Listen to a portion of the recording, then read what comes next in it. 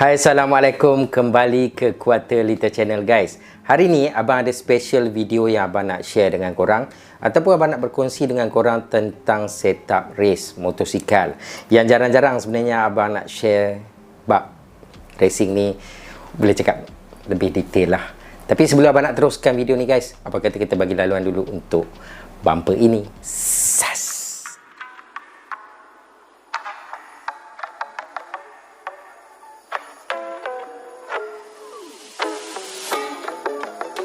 Hai korang, bersama Abang G QLC. Seperti biasa di channel abang ni banyak mempaparkan tentang pemotoran, review part dan aksesori, vlog, dan abang juga ada share beberapa tips untuk YouTubers bermula.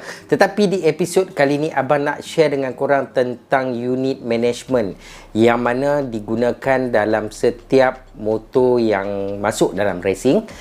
Apakah unit management yang diorang guna dan apakah keperluan dia, dan apakah race setup yang komplit untuk motosikal korang. Semuanya abang akan kupas dalam video ni, guys. Okey, bagi korang yang baru singgah kat channel ni sebenarnya abang lebih kepada racing. Korang yang follow abang pada scene 2017 sampailah ke sekarang dah akhir 2020, mostly video-video abang adalah video di track, dan abang ada berkongsi lah beberapa tips dan teknik ataupun tactical ataupun aksesori barang-barang racing dan sebagainya lah.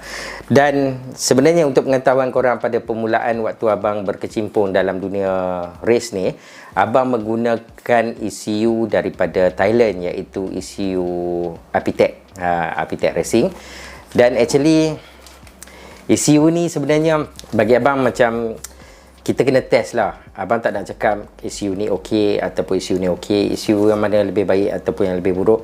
Bagi abang dah cuba banyak ECU dan abang dah dapat rasa dia punya kelebihan dan kekurangan. Tak ada isu ECU tu baik ataupun tidak, guys. Tapi kalau korang pakai ECU, korang boleh rasa, korang boleh feeling mana satu ECU yang rasanya lebih baik. Tapi dalam sistem pembelajaran dalam racing sebenarnya korang kena start step by step. Korang tak perlu nak jump terus nak ambil ECU yang bangsawan ke ECU yang hebat-hebat dan sebagainya. Korang boleh start macam abang start dulu dengan ECU Apitech.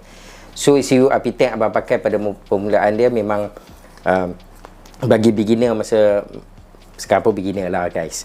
Masa tu, masa start awal, tak tahulah mana pro and con dia, apakah kelebihan kelemahan dia. Bila kita dah start pakai, kita akan rasa lah, okey, ECU ni ada kelemahan dia sikit, ada kekurangan dia sikit. Barulah kita start searching ECU lain. Tapi untuk pengalaman yang kali pertama abang menggunakan ECU Apitech ni, guys, masa tu kita membuat launch control, quick shifter, pit lane meter. Kita rasa macam benda-benda baru yang agak menarik lah dekat motosikal. Lepas tu dia adalah sedikit kekurangan dia sikit. Lepas tu abang cuba upgrade. Abang ada cuba pakai ECU kedua abang adalah ECU Shop, iaitu version kedua ECU Shop, version Malaysia lah abang dapatkan. So ECU tu pun agak okey bagi abang. Semua dia ada, walaupun dia tak dia punya pit lane agak kurang sikit daripada Apitech yang abang pakai. Lebih actual lah masuk dia waktu kita keluar daripada track nak masuk dekat kita punya pit. Laluan pit lane tu, bila kita tekan switch untuk pit lane, maksud dia motosikal kita daripada keadaan laju tu, dia terus cut power 40 km sejam lah. So korang boleh tengoklah motor yang masa dalam pit lane tu kan, sama lah macam MotoGP waktu dia nak keluar daripada pit lane tu, korang tengok kan motor dia itu pit lane meter, guys. Dan bila abang guna yang tu dekat ECU Shop ni, kelebihan dia waktu launch control dia agak lebih accurate daripada Apitech masa abang pakai. Waktu launch control ni kita guna kebiasaan dia, kita nak practice starting dan digunakan secara konsisten waktu kita nak start the race. Bila nak start, lampu merah dia ada dalam masa 5 ke 10 second. Sebelum lampu hijau tu kita dah start kita punya launch control. So waktu kita start launch control tu, RPM dia akan lock berapa kita nak lock lah. Biasanya bakal lock dalam 10,500 RPM. So masa dia lock tu, dia akan dia akan lock meter. So kita lepas clutch ya, so motor akan launch. Itulah orang cakap launch control kan, bila masa kita nak pakai. Lepas tu tak guna dah guys, lost control waktu nak starting sahaja pakai. Abang dapatkan ECU shop version yang paling latest iaitu V3, dan pada masa tu Malaysia tak masuk lagi guys. Abang ambil yang version Thailand yang mana dia guna lebih kepada competition punya ECU. So bila abang ambil ECU tu dia lebih boleh refine dalam adjustment, dalam map dalam ECU, dan dia lebih accurate lah pakai. Dan bila kita dah start pakai ECU tu, barulah abang start jump kepada lately lah, pada 2020 ni, pada bulan 9 abang start menggunakan ECU daripada Taiwan, iaitu ECU Eraser daripada Taiwan. Normally ECU Eraser ni guys, dia popular dekat Asia je lah. Dia popular dekat Asia, dan yang ECU ni juga popular di Asia Road Racing. Maksud dia jadi official untuk Asia Road Racing dan beberapa racing yang besar lah dekat Asia ni. Dan ECU ni bagi abang, masa permulaan abang pakai tu, abang dapat rasa dia punya management unit ni, AI dia lebih bijak guys. Okay, AI dia lebih bijak. Dia boleh balancekan enjin kita, dia control power motosikal kita, dan bagi abang dia punya refine tuning dekat ECU tu dia lebih smooth, dia lebih, macam mana nak cakap, dia lebih ringan, dia lebih actual lah. Sedap sangat pakai. Dan akhirnya abang decide untuk dapatkan full setup racing pada tahun 2021. Dapatkan full setup racing yang abang nak share dengan korang ni, item dan aksesori apa yang korang kalau nak masuk dalam race perlu ada. Ini antara package yang lengkap, yang mana motor racing kalau korang tengok kan, unit management dia ada yang sampai 15,000, 20,000. Okey, inilah abang nak share dekat korang. Kenapa motor racing korang nak main race belanja banyak guys. Sebab dekat unit management sahaja korang kena belanja sekitar 12 ke 15,000 ringgit untuk sebuah motosikal guys. Okey, kita mula dulu dengan ECU. So Eraser ni dia ada banyak type of dia punya ECU. Korang kena tahu dulu motosikal apa yang korang guna, dan korang kena cari ECU yang bersesuaian dengan motosikal korang. Okey, aksesori lain boleh pakai, tetapi ECU dia ikut motosikal guys. Dia ikut motosikal. Okey, berbeza dengan ECU yang lain lah, nanti kita sembang lah. Yang kita nak bercakap hari ni pasal ECU daripada Eraser. Abang pakai Yamaha R25, abang menggunakan ECU dia RC2 Super 2 Twin Cylinder. Itu dia punya code lah, yang mana kalau korang nak beli untuk Yamaha R25, korang kena beli RC2 Super 2 guys. ECU ni pertama dia, ECU ni dia seperti otak untuk korang punya sistem yang korang nak pakai untuk motosikal korang. Dialah yang nak hantar segala maklumat ataupun signal kepada mana-mana korang punya macam lampu, ataupun korang punya quick shifter, ataupun apa-apa saja elektronik dekat motosikal korang dikontrol oleh otak dia, iaitu ECU. So korang nak tukar, pertama sekali korang kena tukar ECU dulu. And then lepas kalau korang tukar ECU Eraser, korang juga kena tukar dia panggil AFI ataupun white band. Yang mana white band ni dalam ni, kalau korang tengok, dia ada beberapa item. Macam white band ni guys, dia adalah benda yang nak kontrol korang punya FU ratio ataupun AFR. Korang punya angin, korang punya minyak, nak bagi stable, dia connect dengan dengan ni exhaust sensor. Korang kena tukar exhaust sensor korang menggunakan white band punya exhaust sensor. Dan dalam ni selain pada exhaust sensor tu, dia ada banyak lah dia punya kabel-kabel dan sebagainya. Kalau korang tengok tu kan penuh tu. Okey, ni AFI white band. Dalam ni banyak dia punya konektor-konektor yang perlu korang sumbat soket ke soket dan sebagainya. Fungsi dia macam tadi abang cakap, nak kontrol angin dan minyak motosikal korang. Dan dia jugalah hantar maklumat ni dekat ECU untuk baca korang punya reading korang punya AFR. Tadi dah nombor 1 ECU, nombor 2 AF1 white band. Yang ketiga apa yang korang perlu dapatkan adalah 1 to 10 extended extended cable. Okey, benda ni guys, ini adalah kabel.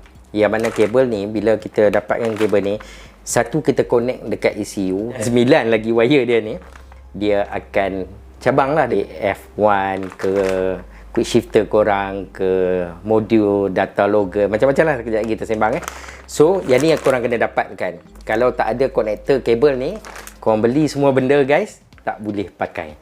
Okay, so yang ni extended cable memang wajib kena beli.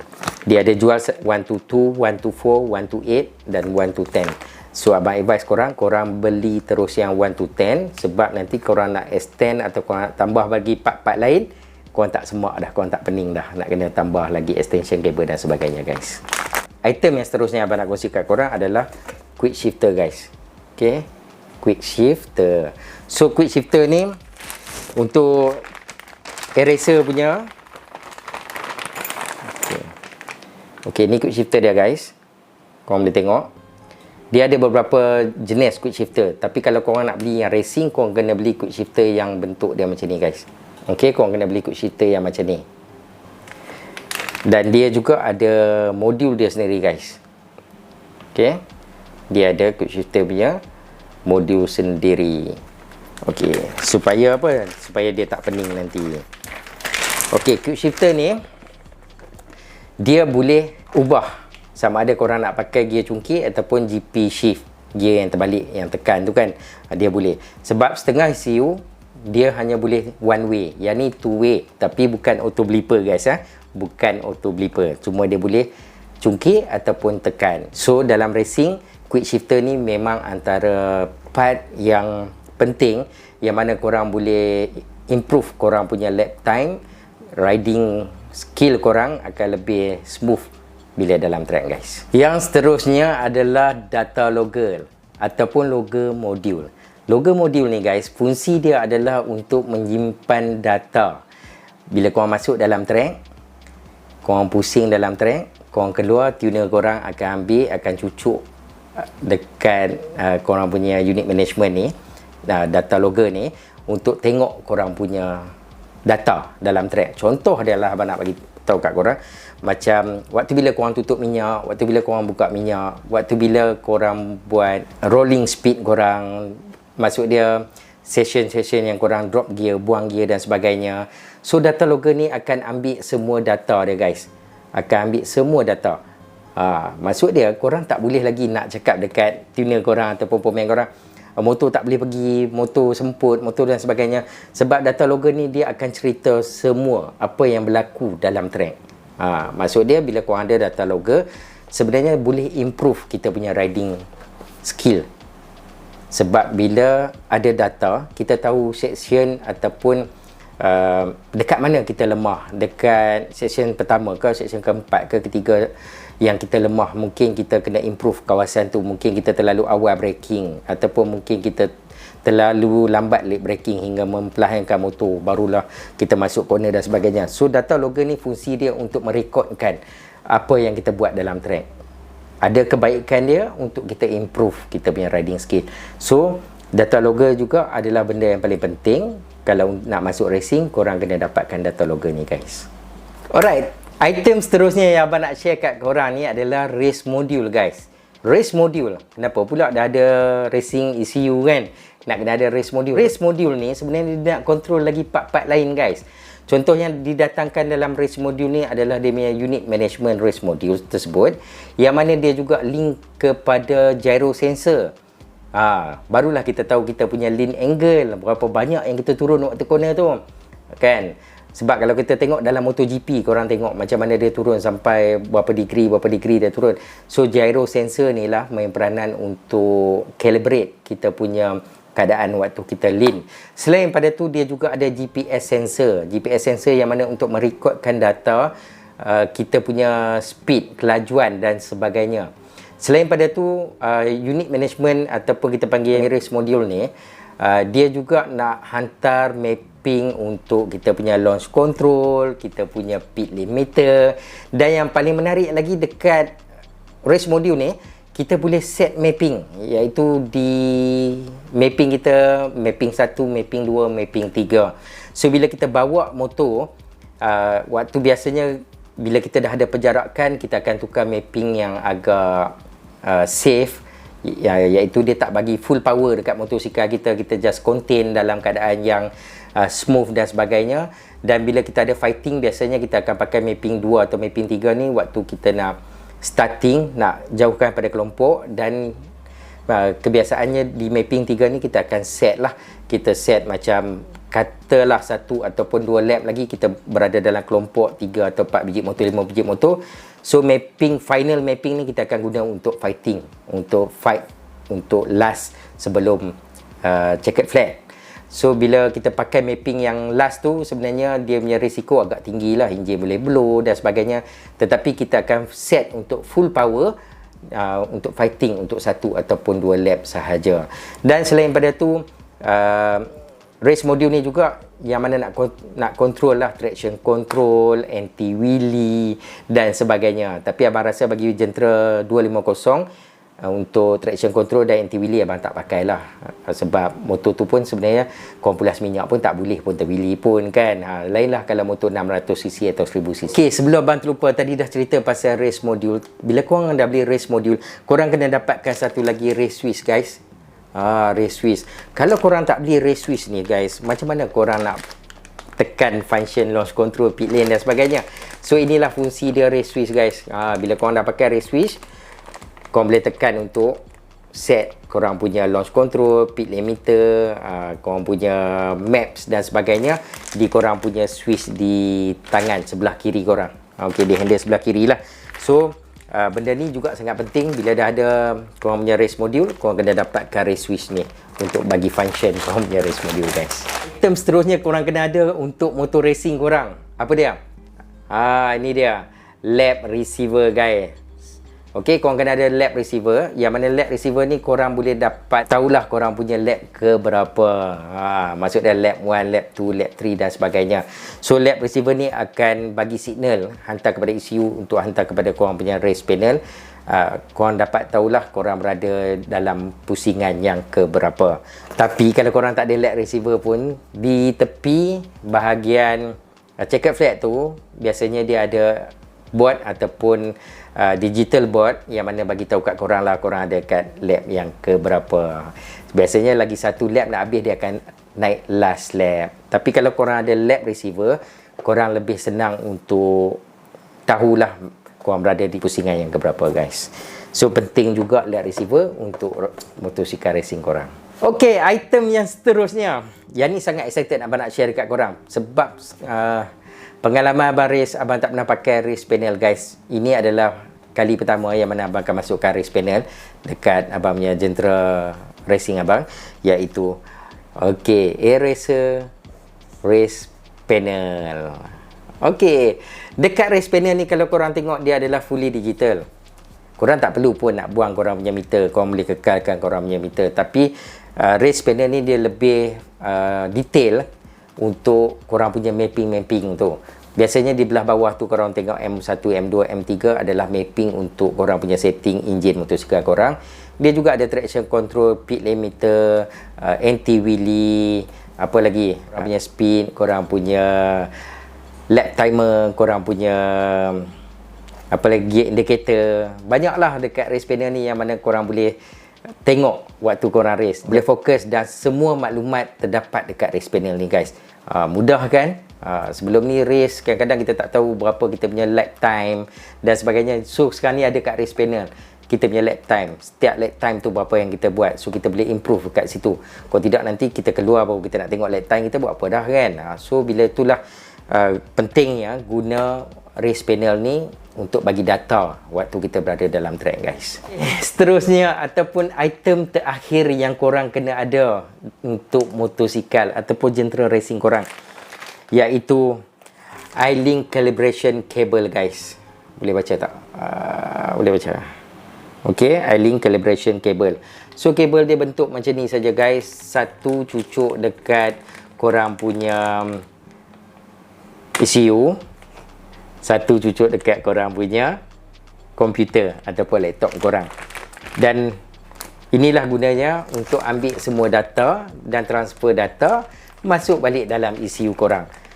Sebab kalau tak ada kabel ni nanti susah korang nak tahu korang punya maklumat dalam track. So yang inilah kegunaan dia yang abang rasakan sangat komplit. Okey, biasanya kalau kita pakai benda ni, soalan dia motor jadi laju ke? Orang tanya, ni beli banyak ni, masuk aksesori full setup racing ni, motor jadi laju ke? Okey, jawapan dia, motor tak jadi laju guys. Bukan masuk barang-barang ni motor jadi laju. Ini adalah barang maklumat untuk kita kena pasti keupayaan motosikal kita. Kita boleh tahu rider punya teknik ataupun skill sampai mana, yang mana kita boleh improve melalui data yang ambil daripada motosikal kita tadi. Dan selain pada tu, dia mempermudahkan kita mengendalikan motosikal tu dengan adanya pit lane, launch control, traction control, anti-wheelie, mapping. Jadi korang boleh tukar banyak map dalam track dan sebagainya. Yang ni membantu rider untuk bagi fight dalam track guys. Bukannya korang pasang ni motor jadi laju, tak. Motor korang buat laju macam tu, yang tu ya laju dia. Tapi benda ni boleh improve rider tu untuk dia kejar masa dia, lap time dia lebih baik dan sebagainya. So bagi korang yang nak buat motor racing, korang boleh start planning dah nak buat unit management yang macam mana. Untuk permula atau bagi anda yang nak bermula, korang boleh je start dengan tune box, korang boleh start dengan api tank, korang boleh start dengan ECU shop, data tag, apa lagi ya, macam-macam lah ECU yang ada kat market ni, sebelum korang nak move kepada eraser. Tapi kalau korang ada bajet, korang boleh terus move kepada eraser supaya korang tak buat kerja 2-3 kali, dan korang boleh start learning proses tu, dan korang boleh improve korang punya riding skill time to time. Tapi bagi abang, apapun, kita tengoklah kita punya keupayaan ataupun ukur baju di badan sendiri. Untuk startup, untuk racing sebenarnya korang boleh invest, dan korang boleh juga start dengan berapa modal yang korang ada. Bukannya dia menjadi satu syarat nak masuk racing, korang kena set up bike ni sampai 60, 70 ribu, 100 ribu dan sebagainya. Korang boleh start dengan minimum yang boleh dan improve time to time. Okey, itulah advice abang untuk korang. Dan abang juga sebenarnya akan pasang unit management abang ni dekat abang punya Gentra nombor 49, dan abang akan guna untuk compete tahun 2021 supaya abang dapat improve abang punya skill, dan juga dapat improve abang punya lap time di dalam track untuk masa yang akan datang guys. So abang harap nanti abang ada masa luang, abang akan buat tutorial untuk cara pemasangan unit management ni, insyaAllah. So sampai jumpa lagi di lain video. Bagi korang yang baru singgah kat channel abang ni, abang nak ajak korang untuk subscribe abang dulu. Dan bila video ni ke udara, channel abang dah cecah 14,000 hari ni subscriber. Terima kasih kepada anda yang dah subscribe, dah follow abang, dan dah menjadikan channel abang 2 juta lebih view. Alhamdulillah. So abang harap abang dapat terus berkarya dan menghasilkan video-video yang bermanfaat untuk anda. Sampai jumpa lagi. Assalamualaikum. Quarter Liter Channel. Bye guys.